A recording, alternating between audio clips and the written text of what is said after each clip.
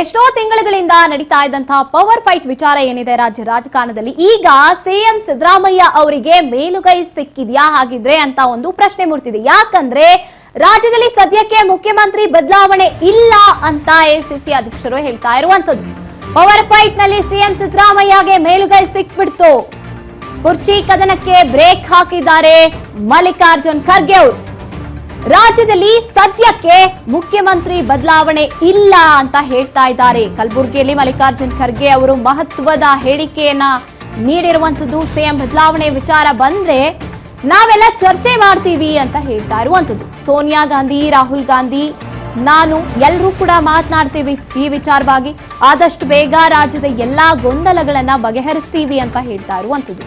ರಾಜ್ಯದಲ್ಲಿ ಮುಖ್ಯಮಂತ್ರಿ ಬದಲಾವಣೆ ಆಗೋದಕ್ಕೆ ಇನ್ನೂ ಕೂಡ ಕಾಲಾವಕಾಶ ಇದೆ ಅಂತ ಹೇಳ್ತಾ ಇದ್ದಾರೆ ಮಲ್ಲಿಕಾರ್ಜುನ್ ಖರ್ಗೆ ಅವರು. ಆ ಸಮಯ ಬಂದಾಗ ನೋಡ್ಕೊಳ್ಳೋಣ ಅಂತ ಹೇಳ್ತಾ ಇರುವಂತದ್ದು.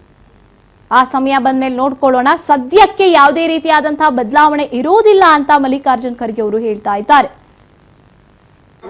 ಪ್ರಕಾರ ಮತ್ತು ನಾವು ಪಕ್ಷದಲ್ಲಿ ಏನು ನಾವು ಇಲ್ಲಿವರೆಗೆ ದುಡ್ಕೊಂಡು ಬಂದಿದ್ದೇವೆ, ನಮ್ಮ ನಿರ್ಣಯಗಳು ಹೆಚ್ಚಾಗಿ ಸೋನಿಯಾ ಗಾಂಧಿ ಅವರು ತೆಗೆದುಕೊಳ್ತಾರೆ. ಬಟ್ ಈಗ ಆ ಪ್ರಶ್ನೆನೇ ಉದ್ಭವಿಸೋದಿಲ್ಲ. ಈಗಾಗಲೇ ಇಲ್ಲಿ ಚೀಫ್ ಮಿನಿಸ್ಟರ್ ಇದ್ದಾರೆ. ಬದಲಾವಣೆ ಆಗತಕ್ಕಂಥ ಮಾರ್ಗದಲ್ಲಿ ಏನಾರ ಸೋನಿಯಾ ಗಾಂಧಿಯವರು, ರಾಹುಲ್ ಗಾಂಧಿಯವರು ಅಥವಾ ನಾವು ಸೇರಿ ನಿರ್ಣಯ ತೆಗೆದುಕೊಳ್ಬೇಕು ಅಂದರೆ ಅದು ಸ್ವಲ್ಪ ಸಮಯ ಹಿಡಿತದೆ. ಅದು ನೋಡೋಣ.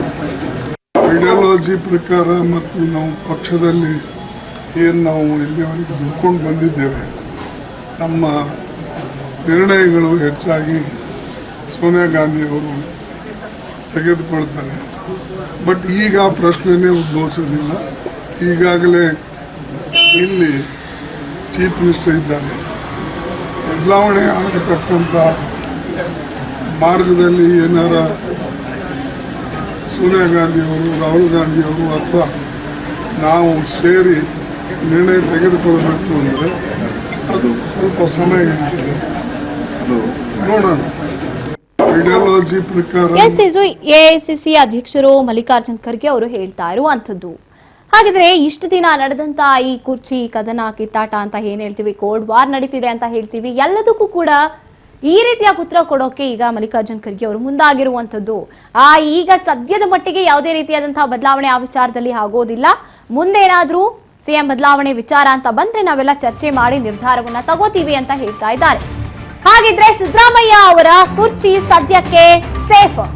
ರಾಜ್ಯ ಕಾಂಗ್ರೆಸ್ನಲ್ಲಿ ಮತ್ತೆ ಸಿದ್ದರಾಮಯ್ಯನವರೇ ಸುಪ್ರೀಂ ಆಗಿರ್ತಾರೆ. ಅಹಿಂದ ಲೀಡರ್ ಟಚ್ ಮಾಡೋದಕ್ಕೆ ಹೈಕಮಾಂಡ್ ನಿರ್ಧಾರ, ಅಂದ್ರೆ ಟಚ್ ಮಾಡದೇ ಇರೋದಕ್ಕೆ ನಿರ್ಧಾರ ಮಾಡಿರುವಂತದ್ದು.